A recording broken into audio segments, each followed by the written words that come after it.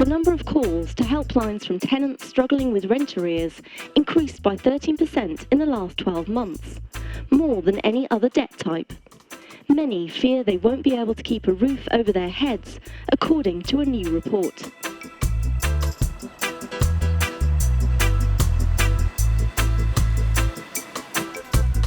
Paul Bohill and Steve Pinner are High Court enforcement officers. Commonly known as sheriffs, they spend their time chasing debts from those who can't pay. It's supposed to be invited in, not breaking. We have a warrant that allows us to break in. And those who won't pay. If you'd have done as we'd asked, this would have all been totally unnecessary. Working under the authority of the High Court, they are the officers people turn to when all other avenues have failed. They have the power to seize your possessions to cover your debts and evict you from your home if you've fallen behind with your payments. Won't be a problem. Most of the people that we meet are in denial. Denial on two fronts. One is that the debt exists, and the second and critical point is that they don't think it will have gone this far. Paul and Steve are on their way to West London. Their work means meeting people in crisis and facing emotionally challenging cases as they enforce the law. Today's job is one of them. Do you want a sweetie? Sorry? You can have a sweetie. I can have a sweetie. I'm having a chewy at the moment. Oh, right. You're so ungrateful. They have a High Court order to evict a couple who have become sitting tenants. How far is it? Are we there yet? No, we're not there yet. The tenant's lease has run out.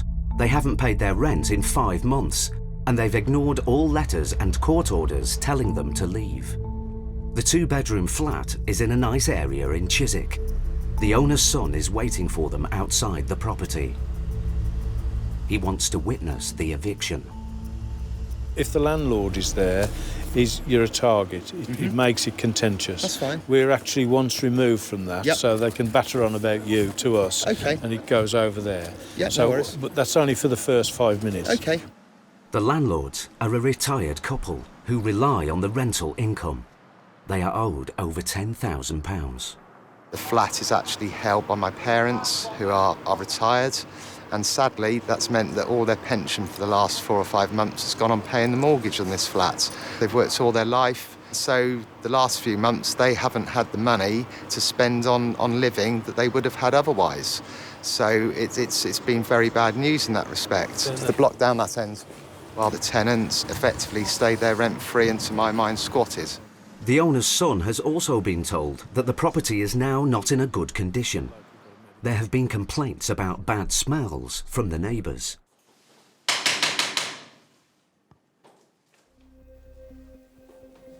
Paul and Steve's powers mean they can force their way in and make the tenants homeless immediately. Hello? We have a writ here to repossess the property. We'd rather you open the door and save the damage of us breaking in. How long has this been going on? Since June. Okay. Was he there? There's no answer. Nobody.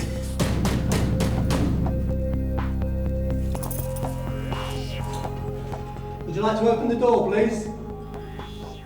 Obviously not. That one's locked. The warrants that we carry are quite powerful. So in other words, if people want to talk through the letterbox, we allow that to happen until we get bored, and then we'll just break the door down. We'll do our best.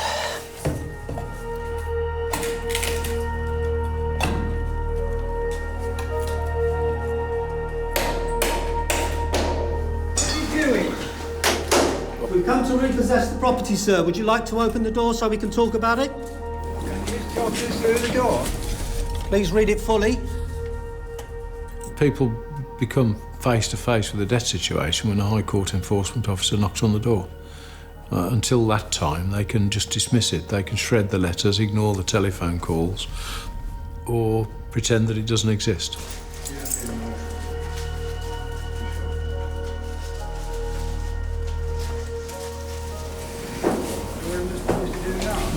Well, the best thing for you to do is, if you open the door, we can actually talk to you instead of trying to do this through the door, and we can work our way around the system.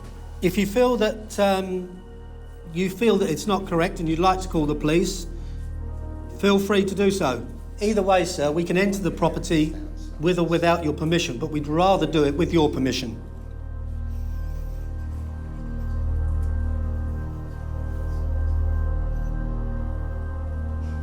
Will you open the door, sir?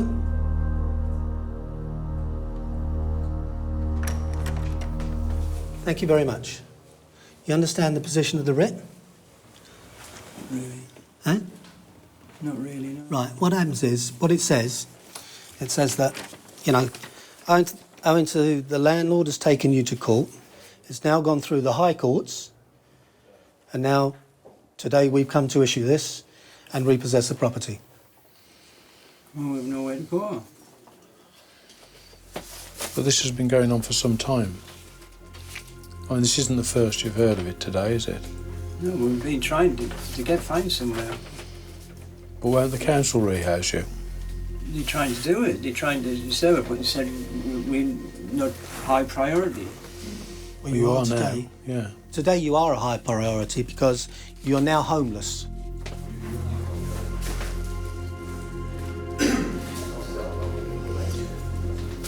You've got a total care in the community issue here. You know, there's notices on all the doors saying, please close the door quietly, keep this door locked at all times, switch off, do this, do that. And the bloke is obviously not 100%. So we've suggested that he ring the council to get the system rolling, and then we'll deal with it. The tenant's vulnerable condition is a real surprise to everyone. Paul and Steve now face a dilemma. They are worried about the tenants, who currently have nowhere to go. But they also have to carry out the eviction as commanded by the court order. They have to make a decision. Across the UK, official figures reveal that there were 300,000 mortgages in arrears and almost 34,000 homes repossessed in 2012. This marks a 60% increase since 2006.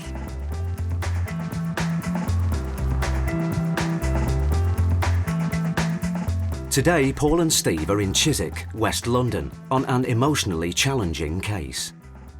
Hello? They have a writ to evict a couple who owe £10,000 in rent. Their lease has run out. They haven't paid their rent in 5 months. We've come to repossess the property, sir. And they have ignored all letters and court orders telling them to leave. Will you open the door, sir? But they are clearly vulnerable. Thank you very much. You've got a total care in the community issue here. So we've suggested that he ring the council to get the system rolling, and then we'll deal with it. Paul and Steve are legally compelled to carry out the writ. You can't stay in the flat anymore from tonight. I understand. Okay. Tonight? Yeah. Where do we go?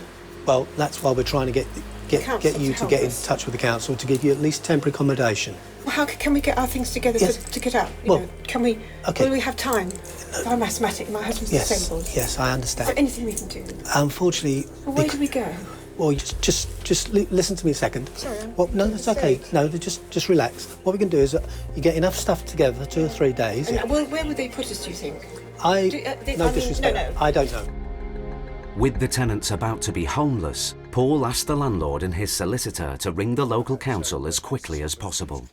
We'll allow them to take enough kit with them today for 48 hours, or whatever, so that the council can sort them out or not, as the case may be, and then we'll arrange collectively, you come back, let them back in, to actually arrange for the removal of the goods. If they try to break back in there, it's a criminal offence and they can be arrested. In my view, it's a council responsibility. If they're in need of care, and they, from our opinion so far, they obviously are, these people should be prioritised. But it won't kick up on the priority list until the bailiff's there and evicting them. While the tenants face an uncertain future, the owner's son is more worried about the state of his parents' flat. You know, it's you've seen the state of it as it is in there. It smells of fish. Have you been in the lounge yet? No. Don't. Almost 2 hours later, the council has found them temporary accommodation. But the tenants are still in the flat. the owner's son and his solicitor are beginning to lose patience. Steve, they're taking the piss now. We'd like to wrap it up. I mean, we're giving them over a 2 lot hours. longer. You know, fair's fair, because we want the families to go to as well. Well done, Sean, thank you. I've been told now that I have to draw this to an end because everything's taken so long. Very well. Fair's No, we've given them ages. It's past. It's 6 o'clock now.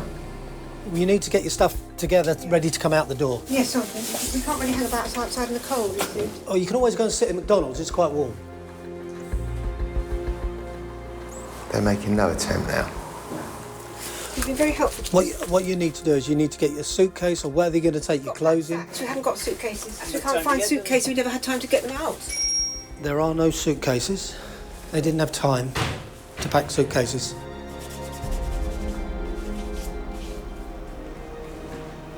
Is that everything? Have we got everything? Yep, that's everything now. Okay, that's us done. Right, okay. Thanks very much. I'm sorry for the delay and the amount of time it took. Right, how are we doing? The tenants have a roof over their heads tonight, but their home is gone. The owner's son is eager to see what's happened to his parents' flat. Until I go in, because I haven't been in there for months, I really don't know what I'm going to be faced with. This flat, when they took it on, was pristine.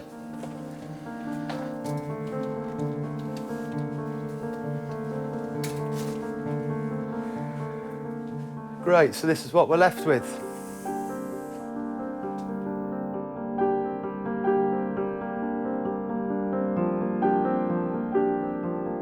Well, just give up, don't you? What a shithole it is now. It was really clear that the people had a huge problem. They were just like, you know, absolute hoarders, and the flat was 5 feet deep in waste paper, rubbish and collected items. There's a brand new sofa somewhere under that lot. And the rent arrears is probably around about 10 grand. Then you've got legal fees, so that's probably about another 3,500. And then sadly, because they have left the place in such a bad state, adds up to over double the arrears. So there's another 20-odd thousand pounds. Oh, shit, a brick. I think this is what estate agents would describe as in need of tender, loving care. And in the bedroom, which was the most shocking of all, there were 2 beds, but there were cardboard box constructions on the bed, and for whatever reason, they actually slept inside the cardboard boxes. So it was really sad. Well, at least we got it back.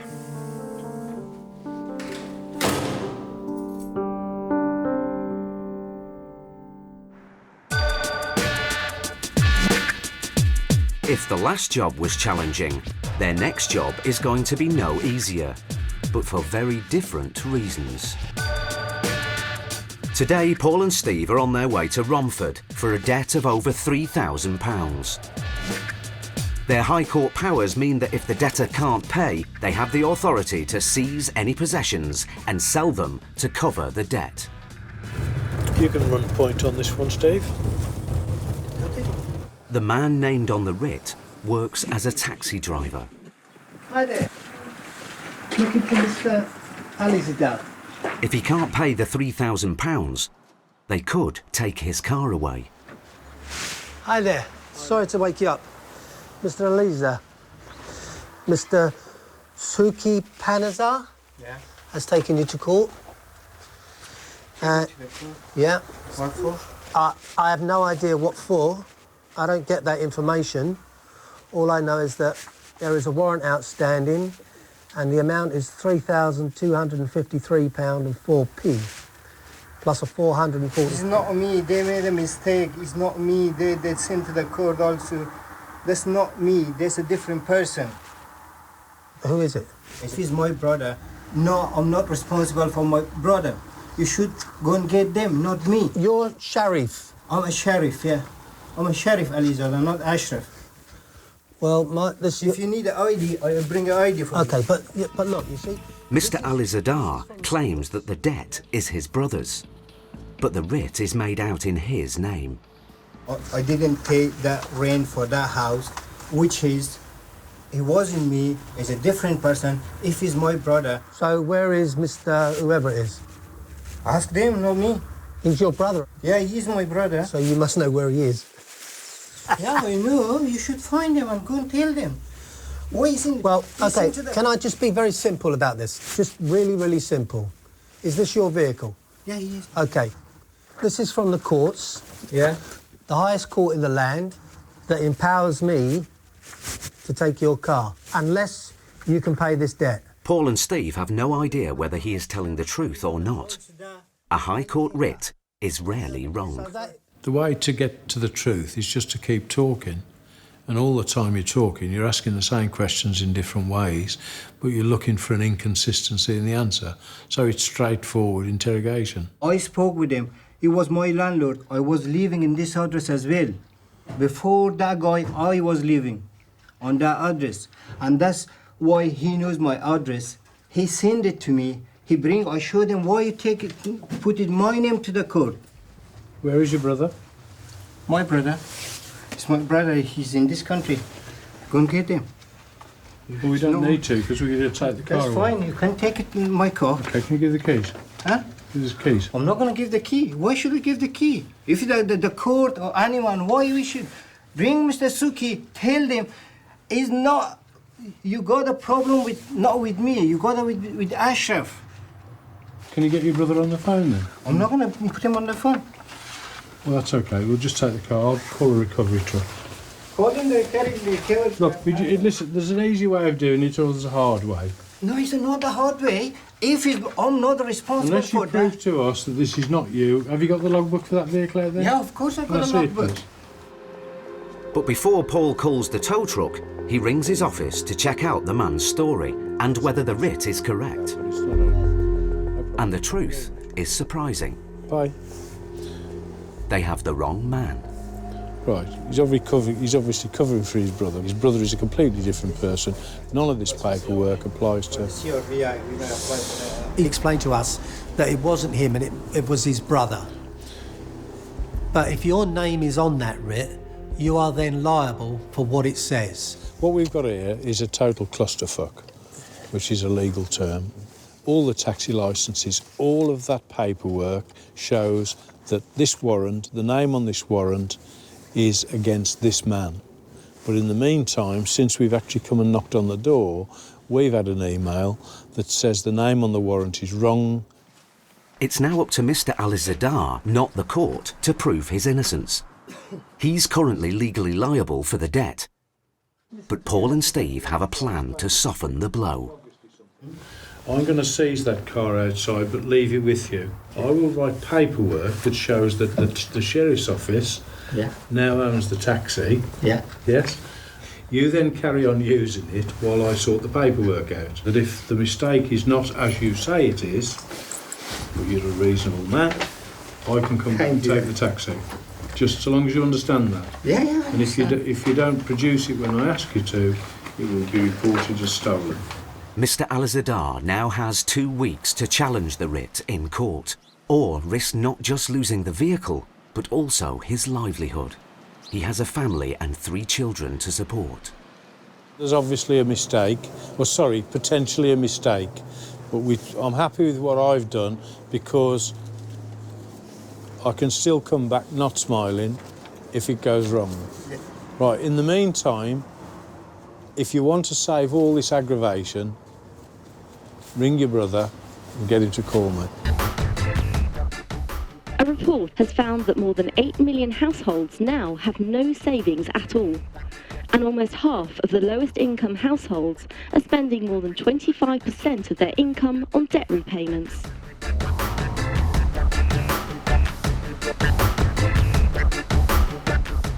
Steve Wood is a Bristol bailiff with over 20 years' experience. His firm specialises in carrying out court orders and repossessions on commercial properties. A busy week can see as many as 50 writs executed. I'd be inclined to say this is a fictitious name. I've been assaulted, I've been knifed, things thrown at us, oil, petrol. We've had people swing at us with pickaxes. We have heard it all before, and I'm sure we'll hear it all again. Good morning, Evening Somerset Police. How may I help? Hi, good morning. My name is Steve Wood. I'm a bailiff based here in Bristol. It's just for information purposes. Today, Steve is repossessing a small convenience store, a classic corner shop. But the tenant owes over £5,000 in rent. Yeah. Okay, all right, no worries. Thank you very much for ringing. Bye. Thanks, bye-bye.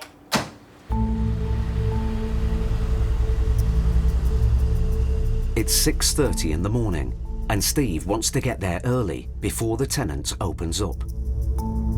The shop lies in the usually peaceful suburb of Clifton. Steve doesn't have the keys, but as long as the tenant is not inside the property, the court order gives them the right to break in. But getting in isn't straightforward. They've discovered there's a steel bar reinforcing the doors.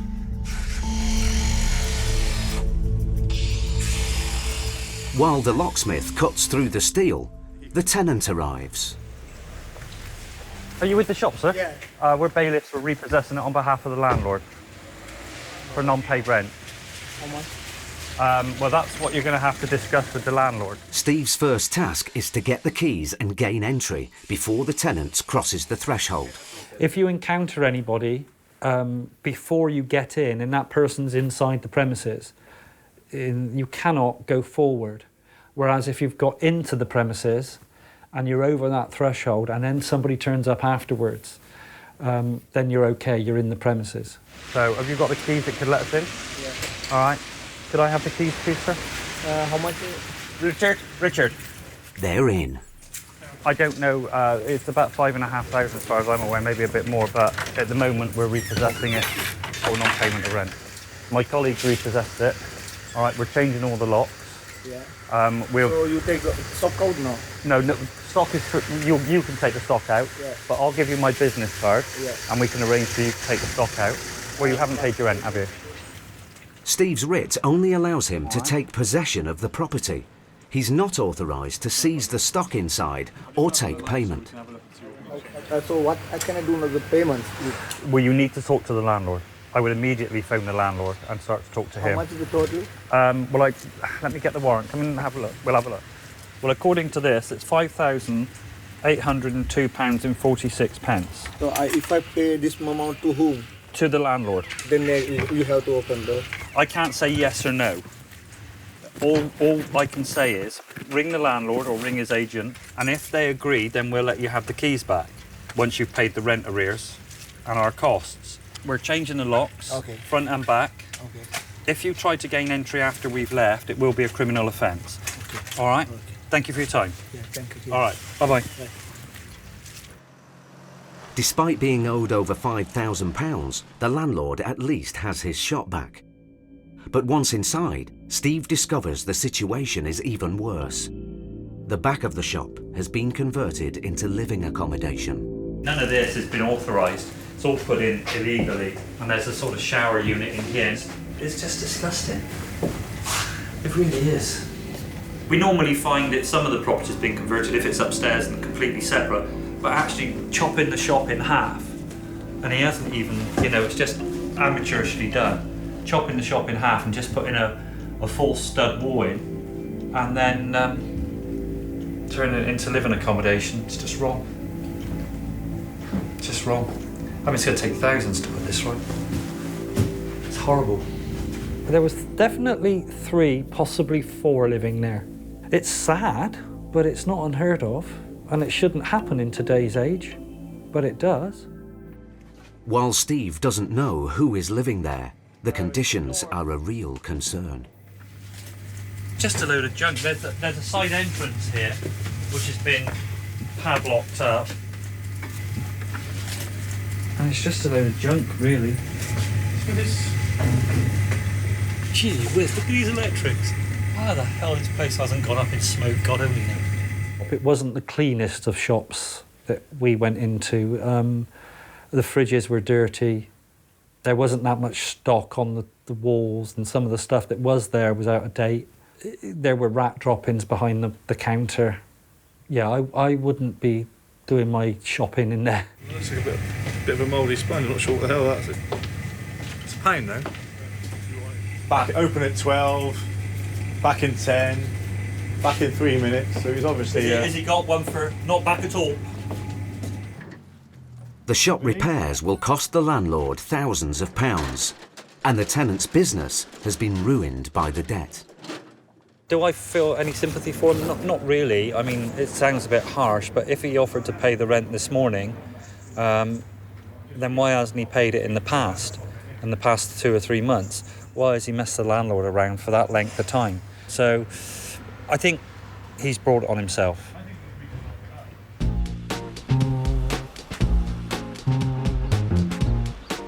Today, landlord Mark Talbot has arranged for the tenants to come back and clear their possessions from his retired parents' flat.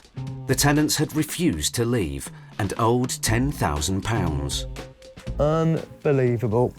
Although the tenants were vulnerable, Mark has discovered that they were fully aware of their debt and the notices to leave. They even like to keep track of how much rent they're in arrears on their calendar. And when they got various letters from the lawyers, oh look, it's got the county court judgment there in August. Clearly they can't claim they didn't know what was going on. And I'll just try and open that window to get a bit more fresh air in, to let the stench out, if I can. Oh dear, heartbreaking, absolutely heartbreaking. Finally, the tenants arrive. Well, we can start getting stuff downstairs, can't you? I mean, I don't mind helping. Yes, of course I will. I just want everything out, don't I? So I would politely suggest that we try and chuck as many clothes into black sacks a bit quick as possible, wouldn't you? And then at least by the time the man in the van comes, we'll have done something for him to put in the bloody van, won't we?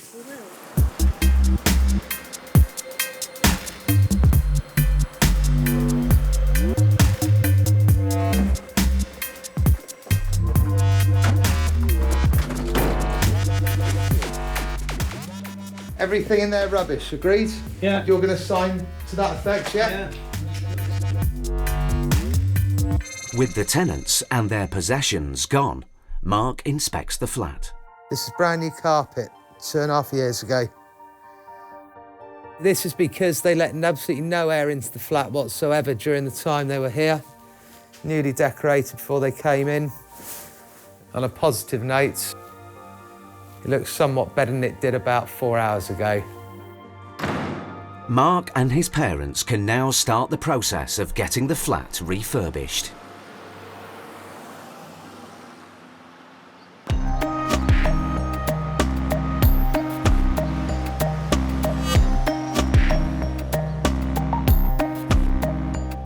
Two weeks ago, High Court enforcement officers Paul Bohill and Steve Pinner were in Romford to see taxi driver Mr. Ali Zadar. That's not me, that's a different person. He had to pay £3,000 or risk losing his car. My paperwork allows me, under this name, to seize your vehicle. But it was a case of mistaken identity. The writ should have been in his brother's name, and even though Mr. Ali Zadar is the innocent party, it was up to him to clear his name in court. Ring your brother and get him to call me. Now they are returning to Romford. The debt has risen by a further £700, and Mr. Ali Zadar hasn't been to court. So while Paul and Steve know he's the wrong man, the writ commands them to collect on the debt. The bloke has not made an arrangement to pay yet, so we're going to go back and give him the bad news that we're expecting him to pay. It's £3,915 today. You want to lead on it too? You did the last time. You think you're Mr. Nice Guy. Hi, how are you? I'm okay, how are you? Very well, thank you. We still have a problem. We haven't heard from anybody with regards to this. So the situation is now that because your name is on all our paperwork, Yeah. we are coming to you for this. Because this has come from the High Court, the writ has been done, it's in your name, Yeah, it's and my name. you're responsible for it as far as the High Court is concerned. The last thing I want to do, or sorry, we want to do, is to take your car away. Because it's a nuisance to us, it's a nuisance to you, and it might all go wrong. Listen, in real terms, how much money could you get now? The money, I can get £200-300. No, we're looking for £2,000 at least. I can give you £200-300. With the deadline up and Mr. Alizadar unable to pay the debt, Paul is duty-bound to enforce the warrant. The sheriffs have to seize the taxi. I'm only concerned, this warrant's telling me what to do, and I'm actually going to do what the warrant tells me to do. That's fine. You want to put the car? Let me bring the key and take my stuff from there. If I was in this gentleman's shoes, I'd have been on the phone to my brother and asked him, what have you done? What's the situation? Why have you got these people knocking on my door? But he seemed to be reluctant to do that. I don't know why. It also means that Mr. Alizadar will be without his family transport and out of work. I'm sorry to have to do this. That's fine, that's fine. It isn't fine, and I feel just as bad about it, but, you know... You gave me a chance last time. I did. Which is, we thought he's finished. Yeah. You're not going to come back. It's cost £444 for our attendance today to remove it. So it's just cost him another £450, if you like, plus whatever the other costs are on it. So the debt started off at £2,400, it's nigh on £4,000 now. This is where it goes out of control. And the easiest way to resolve this is to get the money. That's the easiest way, and fight about it afterwards, because every day that we've got this car, you're losing your wages. All right, sir. Is there anything? Tea, coffee, cold drink? No, sir, we're okay, thank you. We're okay.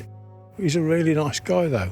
I mean, you take the man's car away and he's living away and he invites you in for coffee. Take care, sir. Okay, thank you. If we can get this solved in a few days, we'll bring you back. I hope it's... Thank you. All right. I hope that we're done. Sort them out tomorrow. Okay, thanks very much. Everything we did. Bye-bye.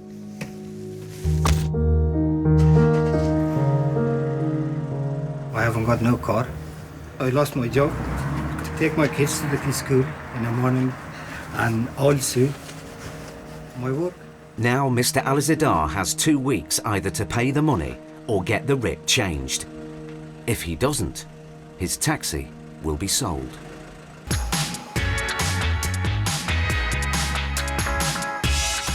High Court enforcement officers Paul Bohill and Steve Pinner are seeing more and more cases of people on housing benefit who are in rent arrears and in trouble. Today's case is to repossess a house in Harrow. What I can't believe on these is that the rent arrears just escalate, don't they? How do they allow it to get this far? According to their writ, the landlord is owed £10,000 by a female tenant. We don't know anything about it, though, do we? Nothing at all. Do we need to, though? Well, no, I suppose If we know the whole story, we'll get all emotional about it. We'll be in tears sitting at the side of the road. Oh, I don't want to do this job. Well, please don't cry, you'll start me off.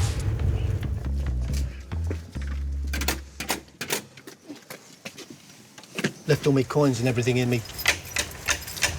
That don't make a lot of noise, does it?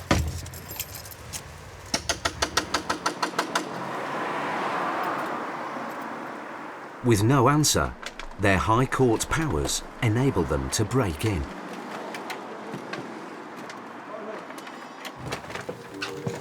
Hello? Hello? Clear downstairs? Nobody downstairs. Hello? Nothing? No.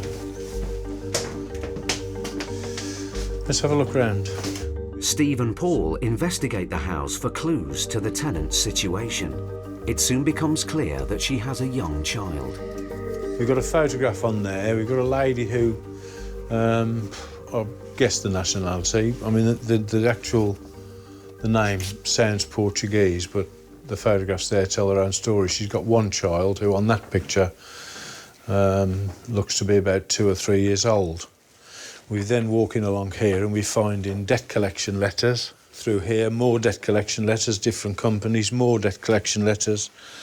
Brent's customer service is threatening to take back £2,500 in an overpayment of housing benefit. And then in amongst it, we've got a guide to bankruptcy. A woman on her own here, got children, seriously weighed down with the debt problem.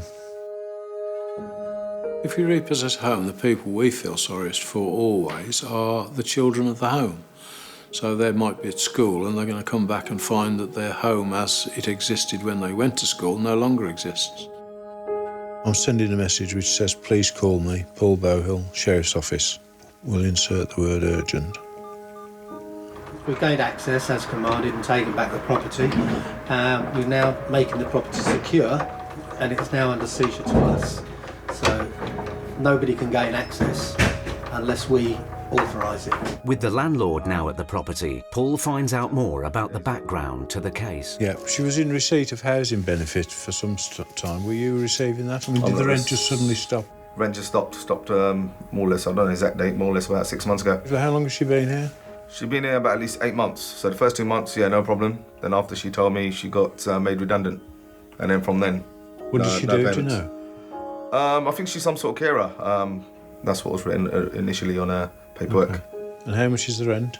Rent is $1,500 a month. After 6 months without paying rent, the landlord felt compelled to evict his tenant. It was all right up until they were paying rent, and then they started getting a bit not opening doors when I knock on the door, and you can easily tell they're inside because you can see the little kid through the window. That's why I gave them a chance. I don't really want to chuck a little kid out in the street, which is not nice to do, and what's been going on is not really a nice procedure to get a little kid involved, and really more or less today they're going to be out in the street. But they've had more than well enough notice and what the procedure would be if they don't pay or don't move. So they've kind of dug their own grave, really. Paul's writ empowers him not only to evict the tenant, but also to seize and sell any of her possessions in order to repay the debt. There's obviously not £10,000 worth of removable items in the house. There's still no reply from the tenant. As the locks have now been changed, and as the tenant doesn't know yet that she's been evicted, Paul and Steve are concerned. Now, we like to wrap it up. Now, we are mindful of the fact that she is potentially a single mother with a child, so we don't want to dispossess them on a cold night like this if there are other things that we can do. Finally, the tenant rings. Hello, Paula. Is that Paula? Yeah. Paula, I'm a sheriff's officer. We've repossessed your house. Do you understand that? No, I'm from my house now, but I'm from my husband late. So, it's better to come tomorrow because I'm in my house tomorrow morning. yeah, but you missed the point. You cannot get back into your house because it's been repossessed. Because it's been taken over by order of the court. No, where's the letters? Well, no, I'm sorry. Where's the postman or something like that? Is it possible? I have a child. No, I agree with you. That's why I'm trying to make it easy. No. Is it possible? Well, I'm sorry. There's nothing we can do about it. What you're doing, is it possible? Is it possible? How is it impossible? Is it possible? Why? Hello?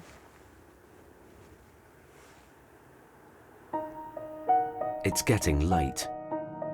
Paul and Steve are worried about where the tenant and her young son will spend the night.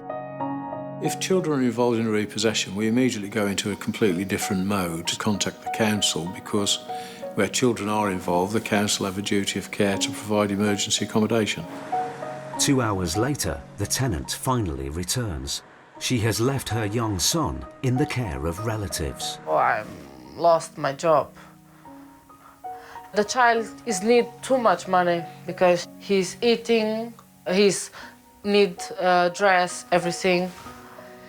Now my expense for money all weeks is £45.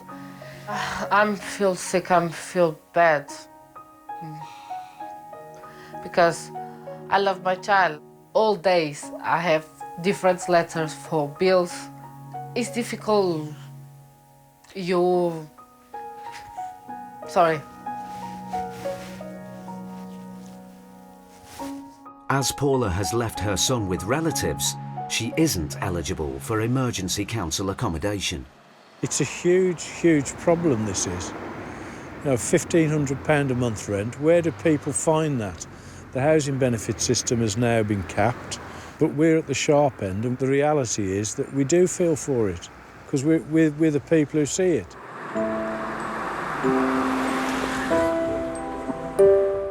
Now I come my mom's house, but it's 1 bedroom and 1 living room. My sister in my house she come to visit me. Now we sleep 7 people in 1 house. With Paula homeless and without transport, the sheriffs decide to drive Paula and her sister to her mother's house. She's good to go now, so we've done the best we can. Bear in mind, we've now been here for like nearly 11 hours.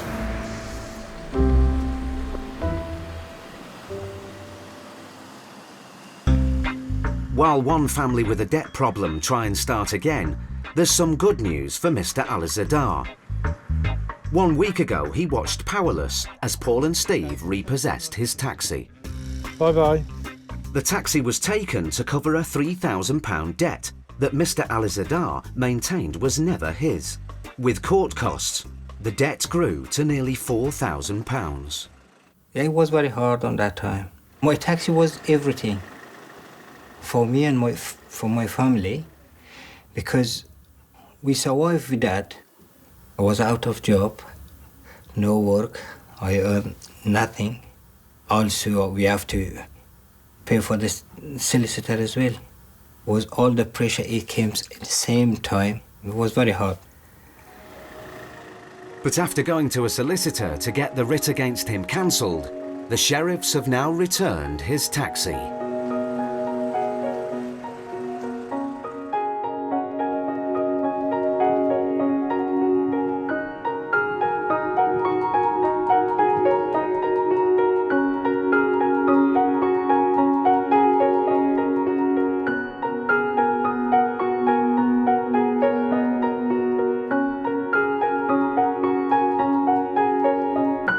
Next time